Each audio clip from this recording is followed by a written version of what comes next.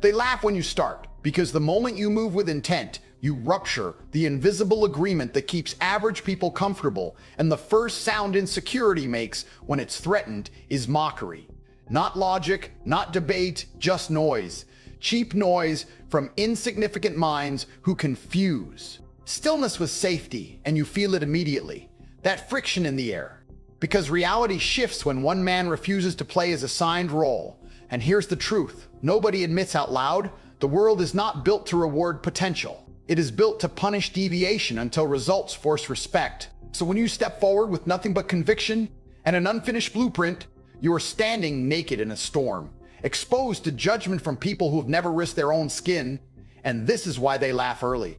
Because early is where courage lives without evidence, and courage without evidence terrifies those who only move when permission is granted. And you must understand this at a biological level, not emotionally, because in nature, the organism that mutates is attacked first, not celebrated. Evolution does not clap, it tests. It applies pressure until either the new form collapses or proves dominant. And you are in that phase now, the phase where effort is invisible and sacrifice looks like insanity, where sleep is traded for clarity, comfort is traded for leverage, and every step forward feels heavier because you're carrying doubt that isn't even yours. And this is where weak men quit, because they interpret laughter as a verdict instead of a signal. They hear jokes and assume reality has spoken. But elite operators read it differently. They understand that ridicule is the toll you pay to cross from the known into the unknown, and the unknown is where conquest lives. Not conquest of others first, but conquest of the internal frame, the discipline to act without applause, the ability to stay aggressive in silence, because this is war, not the cinematic kind, with drums and flags, but a slow, grinding psychological war where days blur together and progress is measured in private metrics no one else can see, like how many times you didn't quit, how many times you chose duty over dopamine, how many times you sharpened your mind while others dulled theirs with distraction. And every laugh you hear is like static on the battlefield, designed to pull your eyes off the objective. Because in high-stakes chess, the crowd always roots against the player who thinks 10 moves ahead. They can't see the board, they only see the current position, and from their angle, your sacrifices look stupid, irrational, even self-destructive. They don't understand why. You give up easy pleasures now for power later, why you'd walk alone instead of blending in, why you'd accept being misunderstood instead of being liked. And this misunderstanding is the price of alignment with reality, because reality is hierarchical and cruel and indifferent, and it does not reward those who seek comfort. It rewards those who endure pressure long enough to become undeniable. And this is where the shift happens. Quietly at first, while they're still laughing, while the jokes repeat themselves, while the same people recycle the same doubts because that's all they have. Repetition without evolution, and you keep moving, accumulating skill, capital, strength, precision, stacking days like bricks, building something monumental in a place no one bothers to look. And then the numbers change, the leverage appears, the results crystallize, and suddenly the laughter stops mid-sentence. Because success is not loud at first, it's heavy, it bends the room. It changes how people stand when you enter, how their eyes track you. Because hierarchy has been clarified without a single word being spoken. And now the same mouths that laugh feel dry.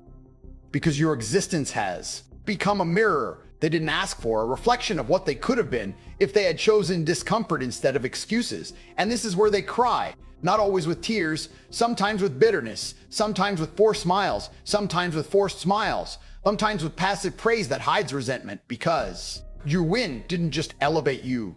It demoted them in their own minds. It exposed the lie they told themselves about timing, about luck, about fairness. And this is dangerous territory, because this is where many men sabotage themselves by seeking validation from the very people who doubted them, by slowing down to explain, to justify, to reconnect. But duty demands something colder, something sharper, because reality doesn't pause for reconciliation. It escalates. And if you stop advancing, you get absorbed back into the mass. So the internal command here is brutal and simple. Do not negotiate with the past. Do not soften your edge to make others comfortable. Do not mistake delayed respect for genuine alignment. Because the same psychology that made them laugh early will make them cling late, and your responsibility is not to be understood. It is to continue the conquest, to push further, into territory where even their envy can't reach, because the cycle repeats at higher levels. New rooms, new skeptics, new laughter. And each time the stakes increase, the pressure tightens, the isolation deepens. And this is not a flaw in the process. It is the process, the filtration mechanism, that ensures only those built for sustained intensity survive. And as long as you are breathing and building, as long as your actions are aligned with reality instead of opinion, the noise remains irrelevant, just background static in a long campaign where the objective keeps expanding, where winning once is never enough, where the standard rises, and the man who understands this doesn't wait for the moment they cry, he moves past it. Already focused on the next level, the next test, the next arena where the laughter starts all over again, and the real work continues without pause. And at the next level, the laughter is quieter but sharper, more sophisticated, dressed up as advice, disguised as concern. Because as you climb the hierarchy, the opposition evolves too. It stops sounding like jokes and starts sounding like, be realistic, which is just fear wearing a tie. And this is where reality applies a different kind of pressure. Not obvious ridicule, but subtle resistance, delayed replies, closed doors, polite dismissal. And if you don't understand psychology, you'll mistake this for neutrality when it's actually a stress test. Because power is never granted cleanly. It's actually a stress test. Because power is never granted cleanly. Resisted at every layer. And the man who wins is the one who doesn't internalize the resistance, who doesn't interpret friction as a sign to slow down, but as confirmation that velocity is correct. Because in every domain that matters, wealth, dominance, influence, there is a moment where progress triggers counterforce like air thickening as speed increases. And most people mistake that resistance for a wall when it's just atmosphere. And this is where discipline becomes non-negotiable, where your internal dialogue has to be colder than your external circumstances. Because emotions are luxury items in conquest. They cloud judgment. They invite hesitation.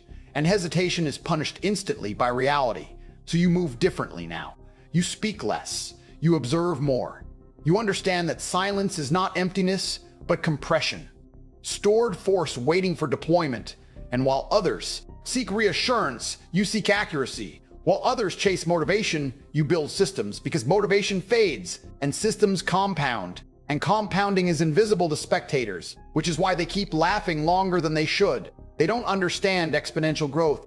They think tomorrow looks like today, because that's how their lives work. Linear, capped, predictable, but your trajectory isn't linear anymore. It's aggressive and asymmetrical. It bends upward when conditions are harsh, because pressure sharpens you instead of breaking you. And this is where the analogy deepens, because this isn't just war, it's selection.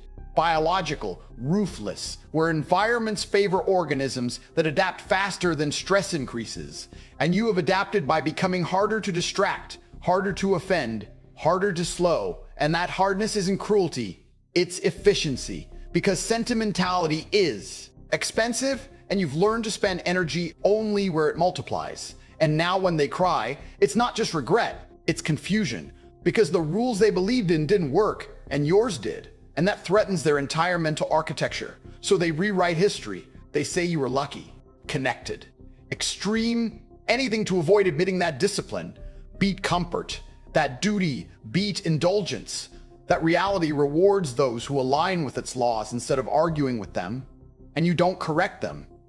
Because correction is for equals, and you've moved beyond explanation. You've learned. That clarity comes from results, not arguments. And arguments are what men engage in when they lack leverage. So you keep stacking leverage, skill by skill, asset by asset, decision by decision, knowing that every correct move compounds even when no one is watching, and the loneliness intensifies. Here, because elevation creates distance, not just physically, but psychologically. Conversations feel slower, priorities feel misaligned, humor feels shallow, and this is where many falter. Not because the work is too hard, but because the isolation feels unnatural. But isolation is not a bug in the system. It's the system protecting itself, filtering out those who need constant social reinforcement to function, and you accept that. You stop fighting the solitude. You weaponize it. You use the quiet to think in longer time frames, to plan in decades instead of days, to see the board from above instead of from the crowd. And the crowd keeps changing faces, but the behavior stays the same. Laughter at the start, tears at the result. And the pattern becomes so obvious, it almost bores you because you've seen it repeat across industries, across relationships, across arenas of competition. And boredom is dangerous if misunderstood because boredom tempts complacency. So you replace excitement with standards. You operate off obligation to your own potential, not off emotional highs. And this is the deepest shift, the moment where you stop chasing the win as a moment and start embodying winning as a process where every day is judged not by how it felt, but by whether it moved you forward. And forward is defined by reality, not opinion, not trends, not applause. And as this internal frame solidifies, the external world responds with heavier consequences, bigger risks, higher stakes, because reality escalates the game when you prove you can handle it. And the laughter now comes from further away, from people who don't even know you personally, but feel threatened by what you represent. Proof that escape is possible. Proof that limits were optional. And proof is always dangerous. To a system built on excuses, and you continue anyway, not out of anger, not out of revenge, but out of alignment. Because alignment creates momentum. And momentum feels like inevitability, like gravity pulling circumstances toward you instead of you chasing them. And the tears you cause are collateral, not the objective. Because the objective is expansion, continuous, relentless, upward, into spaces where the noise fades and only reality remains. Pressing down, asking the same question again and again, in different forms. Can you carry more? Can you endure longer? Can you stay sharp? When comfort is finally within reach. Because that's the final trap, not failure, but ease. And the man who understands the cycle knows the laughter never truly stops. It just resets at a higher altitude. And neither does the work. And here's the truth, you don't romanticize. You engrave it into your operating system. This was never about proving them wrong, because insignificant minds will always rewrite reality to protect their ego. This was about proving yourself aligned with the laws that never bend, about choosing duty when comfort begged, about conquest without witnesses, about standing upright under pressure until reality itself adjusted around you. And if they laughed, then cried, that's just evidence of timing, not validation. Because the real victory is that you no longer need the room to agree. You don't need the noise to stop. You don't need the story to be fair. You only need to continue moving forward with precision, restraint, and relentless intent, knowing that the cycle repeats forever and you were built to survive it, built to carry it, built to operate where excuses die and standards rule. And from this point on, the only voice that matters is the one that asks, every single day, whether you honored the work when no one was watching.